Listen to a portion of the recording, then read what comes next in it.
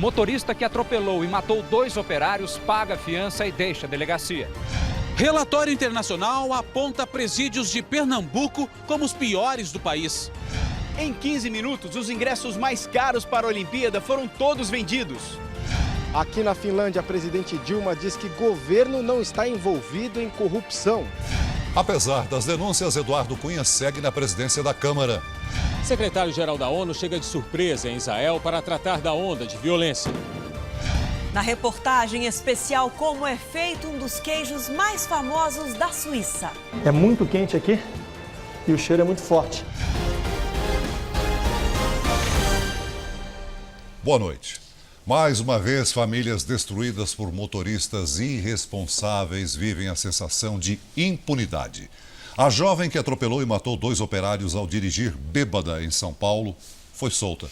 Depois de passar 2 dias numa delegacia, ela pagou quase R$16 mil de fiança e vai responder pelas mortes em liberdade.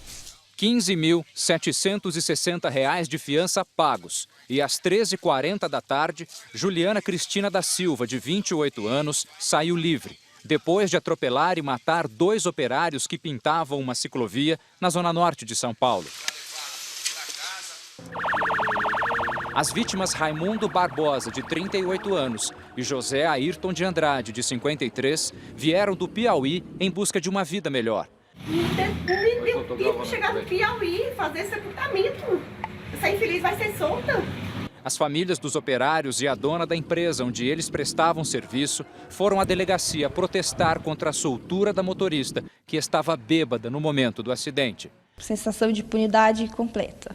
O carro que a administradora de empresas dirigia não estava no nome dela e tinha quase R$700 de multa. Juliana deve ser indiciada por homicídio culposo, quando não há intenção de matar. Eu acho que como cidadãos que nós somos, trabalhadores, nós não podemos nos dar por vencido, não. A gente vai lutar. Segundo a determinação judicial, Juliana não pode sair de casa entre as 10 da noite e as 6 da manhã. Se for se ausentar de São Paulo por mais de 30 dias, precisa comunicar à justiça. Ela também deverá se apresentar no fórum a cada 2 meses e está proibida de dirigir até o fim do processo. A decisão do Conselho Nacional de Trânsito de suspender o uso dos extintores nos carros atingiu o bolso das empresas. Muitas fábricas investiram na produção do equipamento e agora ficaram com o prejuízo. Estoque abarrotado e máquinas paradas nesta distribuidora de extintores automotivos em São Paulo. Em janeiro já começou, essa produção já começou a subir.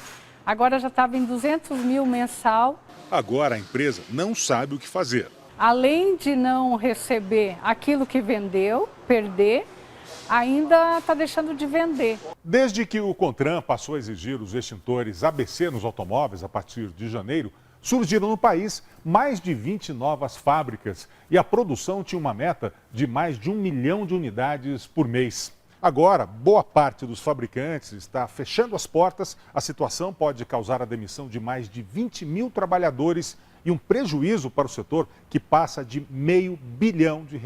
Para este especialista em segurança no trânsito, o governo errou feio. Obrigar as pessoas a trocarem, criar um estresse, pessoas gastaram dinheiro, deixaram de viajar e simplesmente depois não precisa nem mais do extintor de incêndio. Nos postos, a procura diminuiu muito. Por mês a gente vendia de 50 a 60 extintores, só vendeu um até agora.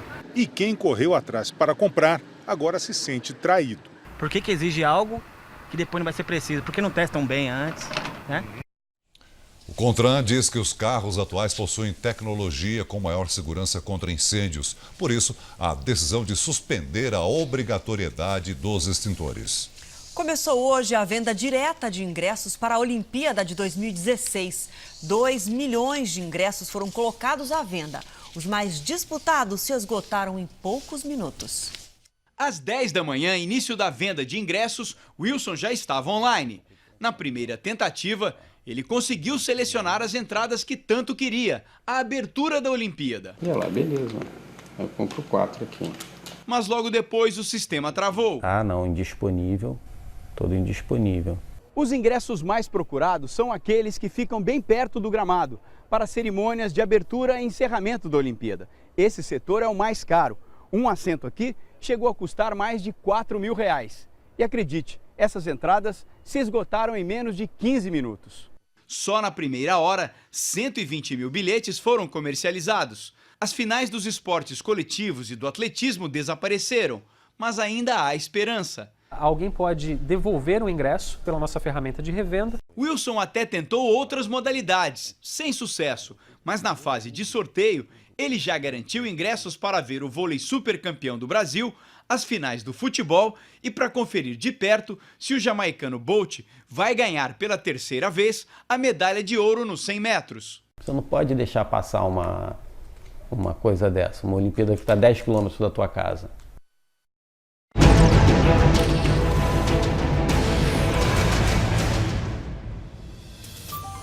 A polícia do Rio investiga um vídeo que circula na internet. 14 homens com os rostos escondidos exibem fuzis e ameaçam rivais. O vídeo teria sido gravado numa comunidade da zona oeste da cidade. Uma onça assustou os visitantes do Parque de Carajás, em Parauapebas, no Pará. Veja o momento em que ela escala a cerca de proteção e sobe em uma árvore. Houve correria e, apesar do susto, ninguém se feriu. E você também pode enviar um vídeo para o nosso WhatsApp, 989333150. Um estudo feito pela ONG Human Rights Watch aponta que são os próprios detentos que comandam as penitenciárias de Pernambuco, que tem a maior superlotação do país. Eles organizam as celas, comandam o tráfico de drogas e a prostituição dentro dos presídios. O relatório produzido pela ONG Internacional revela a realidade atrás dos muros dos presídios pernambucanos e é a tradução do olhar internacional sobre o Brasil. 32 mil presos estão nas unidades que têm capacidade para apenas 10.500 vagas. É a maior superlotação prisional do Brasil. Nessas imagens feitas pelos relatores, celas lotadas. O resultado disso, o Jornal da Record mostrou em 2013.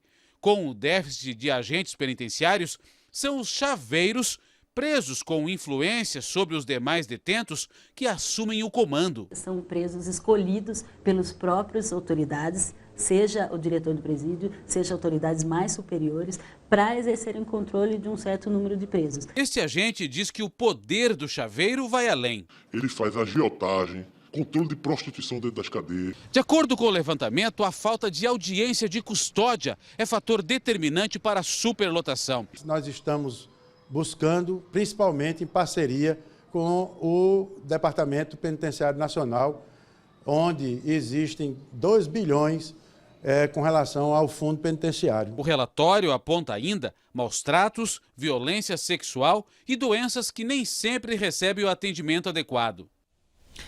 Um Natal não muito animador para quem costuma recorrer aos empregos temporários, aqueles que servem para reforçar o time de vendas do comércio no final do ano. Em Salvador, a previsão é de queda de até 90% das vagas. Um cliente aqui, outro perdido ali. O que mais a gente encontra mesmo é vendedor sozinho. Basta uma volta no shopping para ver como o comércio anda sofrendo. Nesse aqui, em um bairro nobre de Salvador, o movimento anda assim no último ano, dizem os lojistas. Tanto que contratar temporários para o Natal, para muitos deles, está fora de cogitação. No último fim de ano, mais de 20 mil vendedores extras encheram as lojas em Salvador. Dessa vez, menos de 3 mil devem ter a chance de passar o Natal empregados, uma queda de 90%. A Associação Brasileira de Trabalho Temporário calcula que o baque será grande em todo o país. Metade dos lojistas não deve contratar ninguém. O comércio caiu e não tem condições. Quem consegue uma oportunidade comemora, como a Aline. Também ela rodou muito, foram 5 meses até conseguir. A oportunidade aparecer, a gente tem que pegar. A loja de Aline até já montou um esquema especial. Os próprios vendedores, os antigos, resolveram trabalhar algumas horas a mais e assim compensar a falta dos novos. E claro, melhorar a comissão das vendas. Mesmo com uma trégua nas chuvas, quase 2 mil moradores de Porto Alegre ainda estão fora de casa porque a água não baixou. Em todo o Rio Grande do Sul, as enchentes já afetaram mais de 150 mil pessoas. Bairros inteiros permanecem debaixo d'água e a previsão é de mais temporal em Porto Alegre. Começando a chover, dá vontade de chorar, porque está voltando tudo de novo. A prefeitura decretou situação de emergência. 12 mil pessoas foram atingidas, 600 estão em abrigos. Foi de repente, madrugada, molhou tudo no armário. Estou aqui, ó, com só doação. Porto Alegre está há 3 dias sem chuvas, mas a cidade não conseguiu recuperar os danos provocados pelo temporal da semana passada. O nível do Guaíba permanece alto porque ainda chove no interior do estado. E os rios que desaguam aqui estão com volume bem acima do normal. Em Pelotas, no sul do estado, a Lagoa dos Patos transbordou e 200 famílias tiveram que sair de casa. A travessia entre Rio Grande e São José do Norte está suspensa. Em Bagé, na região da Campanha, a água de um arroio invadiu 40 residências. Previsão de chuva forte apenas para o sul do país. Nas outras regiões, tempo muito seco. Uma frente fria se aproxima do estado de São Paulo e puxa o ar quente em direção ao sudeste. E com a influência do El Niño, a temperatura fica 7 graus acima da média e chega aos 40 no interior da região. No sul, a chuva pode vir com granizo e chove fraco no fim do dia em parte do sudeste. Do Amazonas ao Rio Grande do Norte, tempo seco. Brasília pode ter o dia mais quente da história, com máxima de 37 graus. Em Porto Alegre, a máxima não passa dos 22. Volta a chover forte em Florianópolis e faz calor, com 28 graus. No Rio de Janeiro, 36. Em Aracaju, 29. E apesar da chuva, no fim do dia, faz muito calor na capital paulista, com máxima de 35 graus.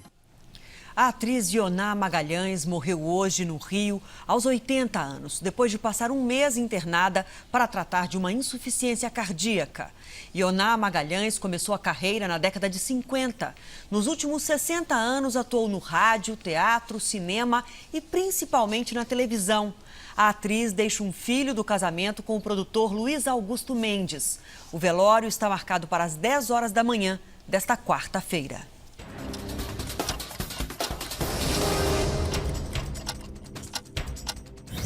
Uma falha num trem da CPTM paralisou por quase 1 hora a estação Itaquera, na zona leste de São Paulo.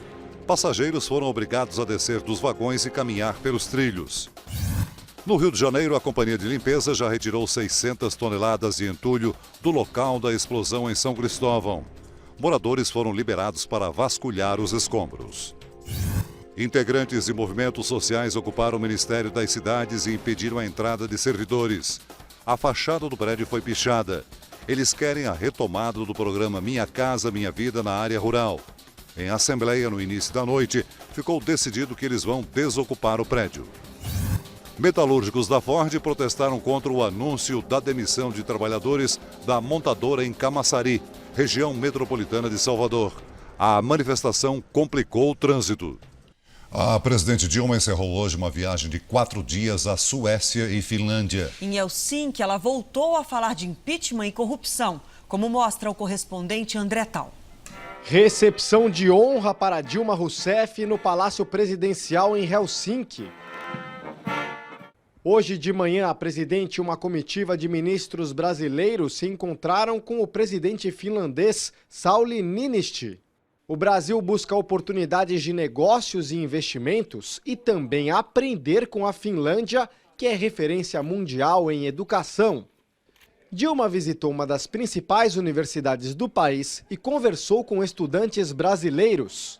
A maioria faz parte do programa Ciência Sem Fronteiras. Durante esta passagem pela Europa, a presidente foi muito bem recebida, mas ouviu tanto de empresários quanto de jornalistas locais perguntas sobre a crise no Brasil.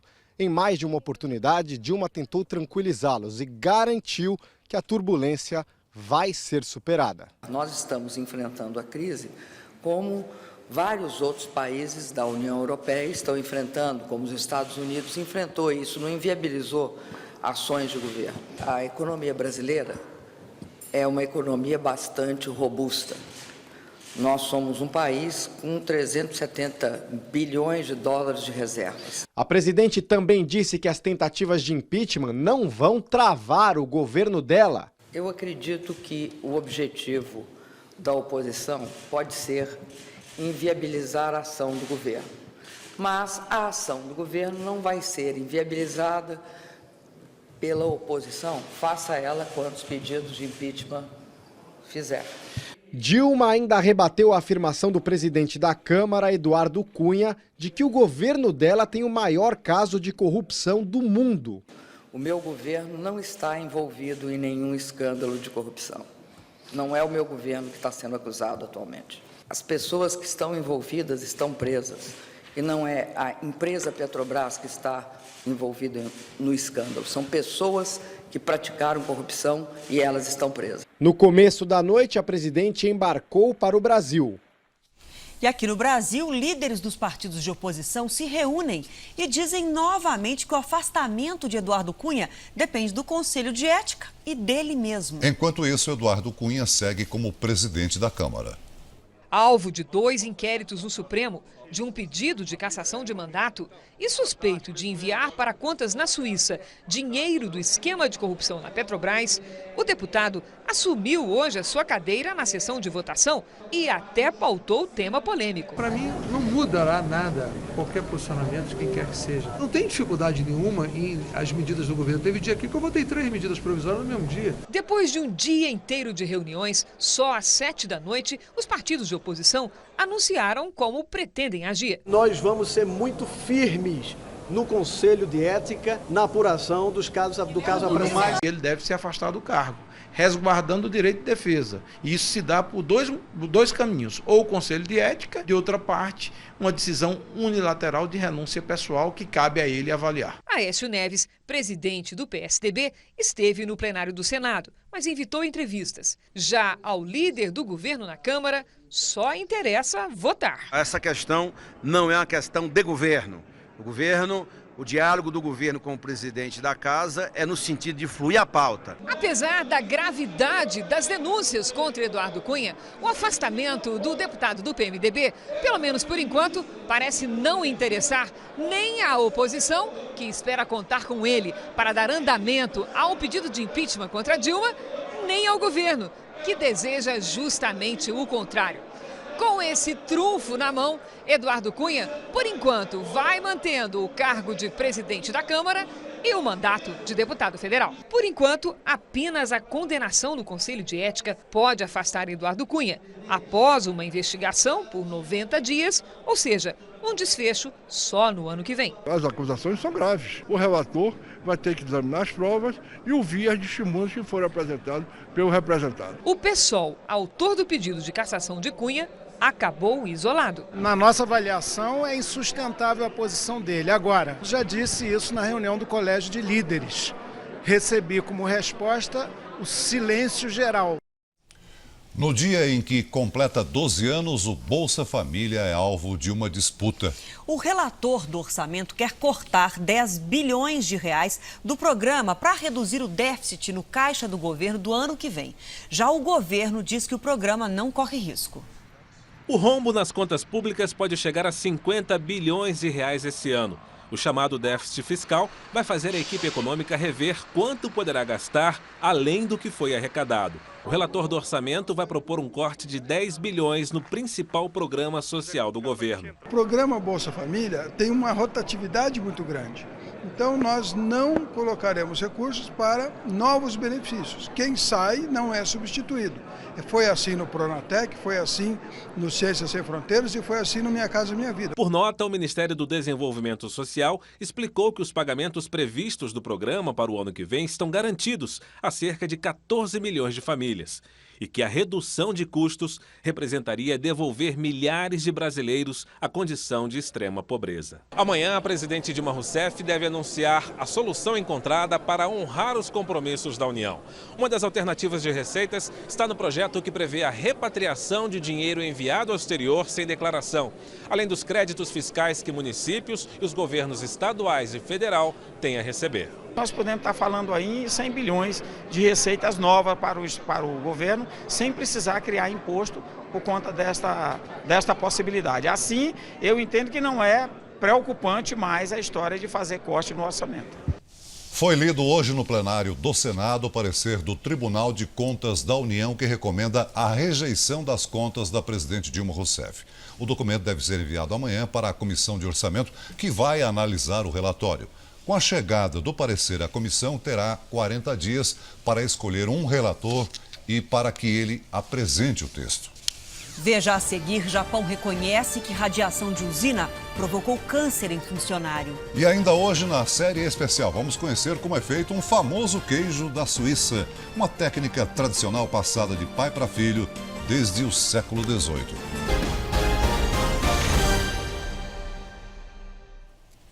Em meio à onda de atentados terroristas, o secretário-geral da ONU, Ban Ki-moon, fez uma visita surpresa a Israel. E o dia foi de mais confrontos. Ainda era madrugada quando soldados israelenses prenderam um dos principais líderes do Hamas, na Cisjordânia, acusado de incitar o terrorismo. A retaliação veio durante o dia. Na mesma região, um terrorista jogou o carro contra um ponto de ônibus e depois esfaqueou um militar e um civil. Mais cedo, outro soldado já havia sido atacado.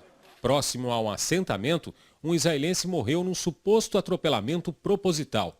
Em Gaza, confrontos deixaram um manifestante morto. A pior onda de violência dos últimos anos completou hoje 20 dias. Aqui em Jerusalém, o secretário-geral da ONU, Ban Ki-moon, condenou os ataques a civis e disse que quer retomar as negociações de paz. Na coletiva com Ban Ki-moon, o primeiro-ministro israelense acusou o presidente palestino Mahmoud Abbas de se juntar ao Estado Islâmico.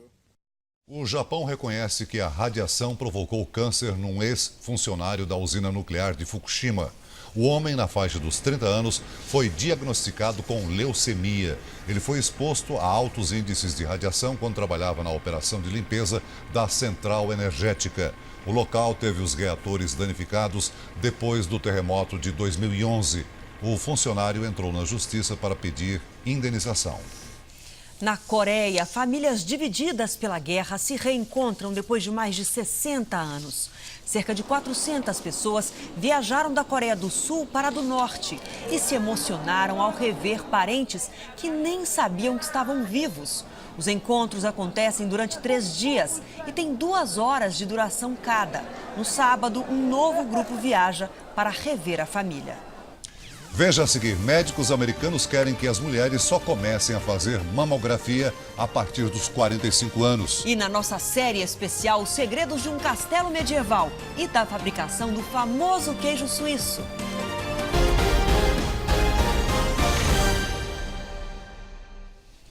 Já pensou morar num país onde os políticos vão trabalhar de trem?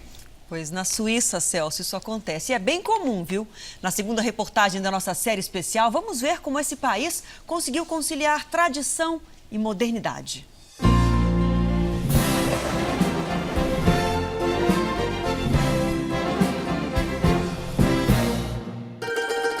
Ele tá levando agora pro fogo, mas eu não posso parar de girar. Ó. Quente aqui. Uma tradição que ultrapassa os séculos. O país do queijo famoso ainda guarda outros segredos que surpreendem até hoje. Por trás das cortinas, eles construíam passagens secretas, como essa aqui. O corredor é bem estreito e bem escuro. A Suíça se mede pelos extremos. É uma das regiões mais preservadas da Europa. Castelos medievais. Mas como um país tão antigo pode se manter assim tão atualizado? Claude é senador, mas o cargo não garante privilégios. Advogado, ele divide o tempo entre o escritório e o parlamento. E vai trabalhar de transporte público. Todo mundo vem para o parlamento de trem. É muito mais cômodo e ainda tenho mais contato com as pessoas. Tanta democracia exige participação constante dos moradores. Nós votamos 3 vezes por não entrar na comunidade europeia. Fizemos uma 4ª votação por não votar mais sobre esse tema para os próximos 20 anos. E não se fala mais no assunto. Não.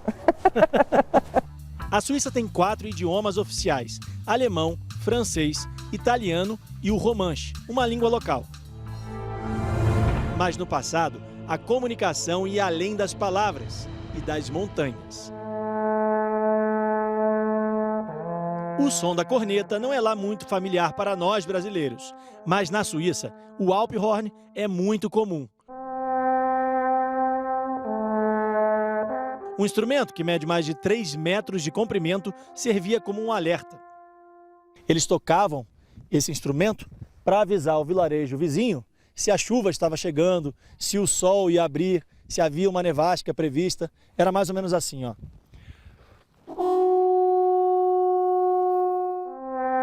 Willy toca o instrumento desde criança. Aprendeu com os pais, na época em que a corneta ainda era usada como forma de comunicação.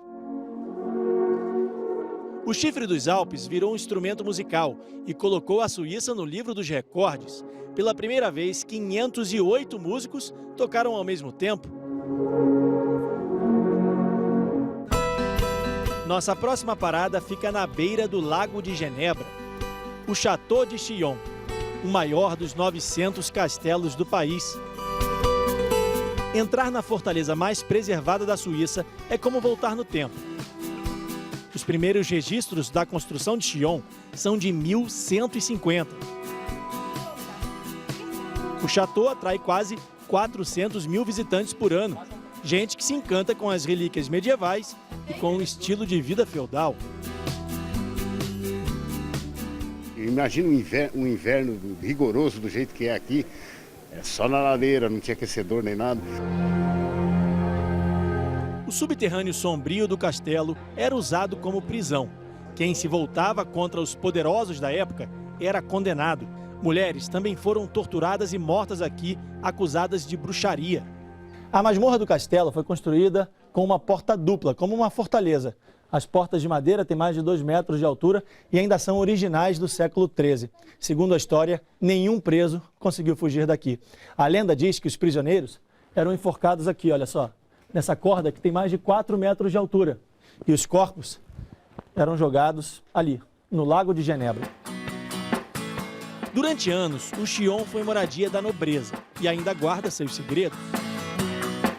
Os nobres que viviam no castelo criavam estratégias de fuga. Antigamente, as paredes dos aposentos não eram só pintadas assim, elas tinham cortinas penduradas na frente. E por trás dessas cortinas, eles construíam passagens secretas, como essa aqui. O corredor é bem estreito e bem escuro. Essas passagens serviam para os nobres fugirem do castelo no caso de uma possível invasão ou de um ataque inimigo. Mas como o castelo de Chillon só foi atacado uma vez, as passagens secretas acabaram servindo para encontros amorosos. Mas os suíços não preservaram só os castelos. No Vale do Emmental, a produção do queijo famoso ainda é feita como séculos atrás. Dizem os suíços que foi nesta casa de 1750 que surgiu o primeiro queijo tipo Emmental do mundo. O mestre queijeiro faz tudo de maneira artesanal. Esse é um processo que já tem mais de 700 anos e ele faz exatamente como era antigamente. Ele está explicando que as partes duras, as partes sólidas, já estão se separando da parte líquida. Até o equipamento é tradicional. Eu estou agora fazendo um movimento circular dentro do caldeirão e eu vou ter que fazer esse movimento durante 30 minutos. É muito quente aqui e o cheiro é muito forte. Depois de mexer, é hora de peneirar. A técnica é arcaica, mas dá certo. Em seguida, a gente teve que espremer bem, mas para o mestre queijeiro não é suficiente. Tive que carregar uma pedra para ajudar. Pesada, rapaz. Bola. Depois é só cortar e deixar secar. O Andreas está bebendo a proteína do leite, que é o restante que ficou ali no caldeirão. Ele disse para mim que faz bem à saúde. Eu vou provar também, né? Nossa. Pediu para eu brindar, me deu saúde, vamos ver.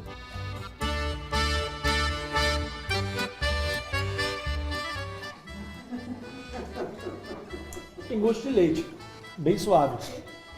Aos 25 anos, Andreas fez um curso e virou mestre queijeiro. Segundo ele, o gosto do queijo depende do leite, que por sua vez depende da alimentação que é dada às vacas. E esse cuidado com os detalhes é que fazem do queijo emmental suíço um dos mais famosos do mundo e um dos mais saborosos também.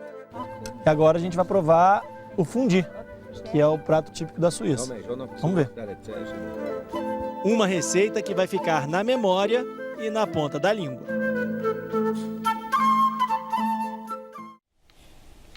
Vamos falar de saúde agora. Nos Estados Unidos, médicos querem que as mulheres façam a mamografia só a partir dos 45 anos. A doutora Marisa Vaz não gostou da novidade. Especialista em câncer de mama, ela descobriu que tinha doença aos 51 anos durante um exame anual.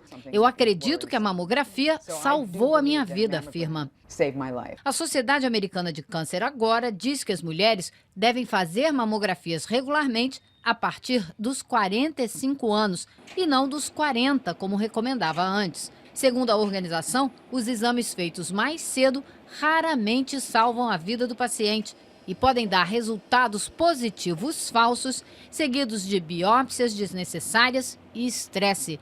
Mas a doutora Vaz pondera: não se trata apenas de sobreviver, e sim de evitar retirar a mama ou fazer quimioterapia. A nova norma vale apenas para as mulheres que não têm histórico de câncer na família. De acordo com a organização americana, exames clínicos e até mesmo o autoexame não são mais necessários. Agora, 3 organizações respeitadas nos Estados Unidos sugerem que é preciso começar com as mamografias periódicas em idades diferentes. No Brasil, as recomendações continuam as mesmas. Por enquanto, a mamografia é, de acordo com a Sociedade Brasileira de Mastologia, anual, a partir dos 40 anos. Na contramão da crise, algumas cidades brasileiras têm sim vagas de trabalho sobrando. E os empregos estão principalmente fora das capitais. Franca, em São Paulo, a primeira da lista, teve forte recuperação no setor de calçados depois de um ano ruim em 2014. Muitos fabricantes aqui de Franca exportam, né? E com essa alta do dólar, ele acaba tendo uma lucratividade maior e com isso ele consegue um fôlego financeiro para investir no mercado interno. Nesta agência de empregos, o número de vagas deve aumentar até o fim do ano. Esse mês agora está começando a aumentar o número de vagas temporárias para o final de ano, né? Novembro, dezembro. Outras 9 cidades paulistas estão na lista de 30 cidades com maior saldo de empregos com carteira assinada este ano. Juntas, elas somaram 63 mil vagas de trabalho, já descontadas as demissões. Eu estava procurando um serviço e quando eu necessitei, mesmo na época de crise, eu consegui. Goiânia é a única capital que entrou na lista das cidades brasileiras que mais geraram empregos em 2015. E como a maioria das outras que também cresceram, o impulso veio do agronegócio. O Brasil continua sendo um grande produtor de commodity, o país do agronegócio, e aqueles municípios do interior brasileiro que são identificados com essa atividade normalmente geram mais emprego e mais renda. Olha, e a crise leva desempregados a criarem negócios em família. Sem carteira assinada e salário fixo, a saída tem sido buscar alternativas para pagar as contas. Há 6 meses, a casa da Carmen se transformou numa cozinha industrial improvisada. Sala, cozinha, garagem, tudo em função do novo negócio. A família inteira trabalha na linha de produção. A Carmen é quem comanda os 3 filhos. Ô, Renan, nessa massa aí, você não coloca cheiro verde, não. A rotina é pesada. Eu levanto às 5 e vou deitar 11 horas. Quando tem muito pedido, às vezes 2 horas da manhã eu tô aqui, assando salgado. Foi uma má notícia que mudou a vida de toda a família da Carmen para melhor. Ela e o filho perderam o emprego no começo do ano. Sem conseguir um outro trabalho, ela decidiu fazer dinheiro com o que faz de melhor: salgados para festa. Minha mãe teve a ideia de abrir um negócio de salgado e eu abracei a ideia dela e nós estamos aí, firme e forte. O negócio vai tão bem que a Carmen não dá conta de tanta procura. Hoje ela ganha 6 vezes mais do que quando tinha a carteira assinada. Acabou eu nem prestando atenção na crise. É o que paga as minhas contas, despesa de casa, é o dinheiro dos salgados. A habilidade impressiona. Em apenas 15 minutos, ela consegue preparar 100 coxinhas. São 3 mil salgados como esse aqui toda semana. Essa é a famosa coxinha. É, a famosa coxinha. O povo gosta e vem buscar. É realmente muito boa.